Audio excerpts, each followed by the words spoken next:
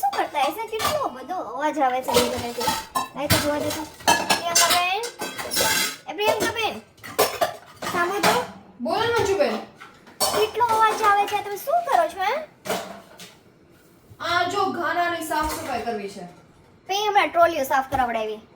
બરાબર છે. ઓહો, શું વાત છે પ્રિયંકાબેન? તમને ટ્રોલી લોક અને અનલોક કરતા આવડે છે? તમે જાતે જ કરી. શું વાત છે? તો કોણ કરે? મને તો નથી આવડતી. મને 3000 રૂપિયા દઈને મેં છે ને બધી ટ્રોલીઓ બહાર કઢાવીને સાફ કરાવડાવી. બોલો સાચે? આવું ના કરો એમ નહીં. આવું જે થાતું એટલું તો ઘરે જાતે કરે કે એને 3000 રૂપિયા તમે આપ્યા એમ આ નાખવા માટેના. હા તો આવડે નહીં તો શું કરવાનું એમ? એટલે તો શીખી ન જવાય એમ. મને એમ થયું કે આવું આપણાથી નહીં થતું, એ બોલાવવો જ પડતો હશે એટલે મેં વળી બોલાવી લીધો એને અને સાફ કરાવી લીધો એની પાસેથી.